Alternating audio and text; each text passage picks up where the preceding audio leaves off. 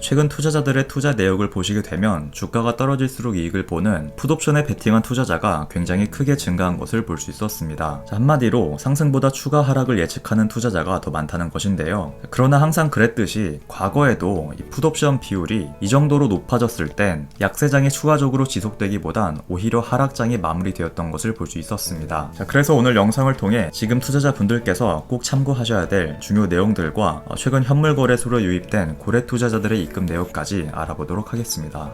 먼저 지금 시장 상황에 대해서 간단하게 정리를 해보면 지난주에 말씀드렸던 고용지표가 여전히 강한 모습을 보여주게 되면서 높은 수준의 금리 인상 그리고 긴축에 대한 우려가 커졌고, 이에 따라 시장은 단기 하락으로 이어졌습니다. 더 자세히 말씀드리면 고용시장이 아직 안정적이기 때문에 단기간 내로 경기 침체에 빠질 가능성이 낮고, 경기 침체 가능성이 낮다는 것은 높은 수준의 금리도 버틸 수 있다는 것을 의미하기 때문에 미국 연준은 더 강한 긴축과 금리 인상을 시도할 수 있다는 뜻으로 해석해 볼 수 있겠는데요. 실제로 전문가들의 기준금리 예측표를 보시게 되면 다음 달인 11월 FOMC에서 금리를 0.75% 인상할 것이라는 의견이 84%나 되는 것을 확인할 수 있었습니다. 결국 이번에도 연준은 시장의 상승을 방해하는 자이언트 스텝을 결정할 수 있다는 것인데요. 그래서 지금 투자자들의 투자 내역을 보시게 되면 이 하락에 베팅하는 풋옵션에 대한 비중이 2020년도 최고치 부근까지 상승했던 것을 볼 수 있었습니다. 그렇다면 많은 투자자들의 예측대로 하락장이 계속해서 이어지게 될 확률이 높은 것인지 살펴보는 것이 중요하겠죠. 물론 단기적 관점으로 봤을 땐 금리 인상 그리고 긴축에 대한 우려, 또 내년 하반기 경기 침체 가능성 등 시장이 두려워하고 있는 소식들이 선반영되면서 단기적으로 2~3% 혹은 5% 정도의 하락이 진행될 수 있겠지만, 제가 계속해서 강조해드리는 연말부터 내년 상반기까지 중단기 관점으로 볼 경우 약세장이 계속해서 지속되기보단 반등 장세가 나올 가능성이 높다라고 예측해 볼 수 있겠는데요.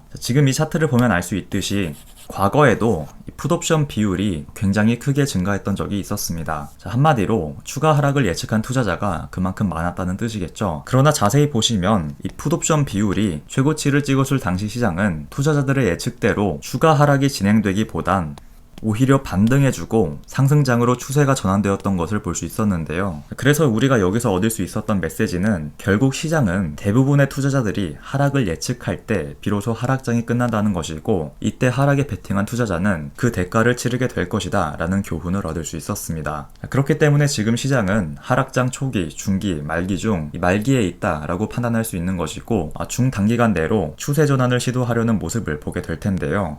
그렇다면 이제 하락은 없는 것이냐, 오늘부터 당장 상승하는 것이냐 라고 질문하실 분들도 계시겠죠. 그래서 이 부분에 대해서도 설명을 드리자면, 이미 말씀드린 것처럼 지금 시장이 하락장 말기에 있다는 것은 하락장이 끝났다라는 것이 아니라 아직 하락장 속에 있다는 것을 의미하기 때문에 단기적 관점으로 본다면 시장의 변동성과 함께 하락이 진행되면서 지지를 받던 전저점을 이탈하는 경우가 발생할 가능성이 높다고 말씀드릴 수 있습니다. 그러나 이러한 움직임은 말 그대로 단기적일 가능성이 높고 빠른 시일 내로 다시 지지라인을 회복하는 모습을 보여주겠죠. 그래서 여러분들이 꼭 기억해 주셨으면 하는 것은, 앞으로 시장이 중단기간 내로 추세 전환을 시도하려는 모습을 보여주겠지만 지금 당장은 하락장 말기, 여전히 하락장 속에 있기 때문에 높은 변동성을 동반한 단기 가격 하락에 주의할 필요가 있다는 말씀을 드리고 싶고요. 혹시나 이런 움직임을 활용해서 숏 포지션으로 투자하실 분들이 계신다면 중장기 관점으로 진입하기보단 단기 투자 목적으로만 숏 포지션을 접근하는 것이 안전하겠다라는 말씀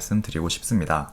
여기까지 현재 시장 상황과 풋옵션에 대해 해석해보는 시간 가져보았고요. 마지막으로 가장 중요한 부분이죠. 최근 현물 거래소로 고래 투자자들의 비트코인 입금이 크게 증가했다는 내용이 되겠는데요. 투자를 오랜 기간 하신 분들은 아시겠지만 이 현물 거래소에 스테이블 코인 입금이 크게 증가한다면 단기 가격 상승으로 이어지는 경우가 많았고, 이 비트코인 입금이 증가하면 단기 가격 하락으로 이어졌던 경우가 많았는데요. 이렇게 최근 또 갑자기 비트코인 입금이 증가한 이유로는 오늘 밤 발표될 미국 소비자 물가지수 영향이 크다고 볼 수 있겠습니다. 그래서 이 JP모건의 하락 시나리오를 보시게 되면, 만약 소비자 물가지수가 8.1에서 8.3% 상승으로 집계될 경우 시장은 1.5에서 2% 정도 하락할 것이고, 혹시나 8.3%보다 높을 경우 시장은 5% 이상 하락할 수 있다라고 전망했는데요. 결국엔 오늘 밤 시장이 상승하기 위해선 미국의 소비자 물가지수가 7.9% 혹은 이것보다 더 낮은 수준으로 발표되어야 한다는 것이겠죠.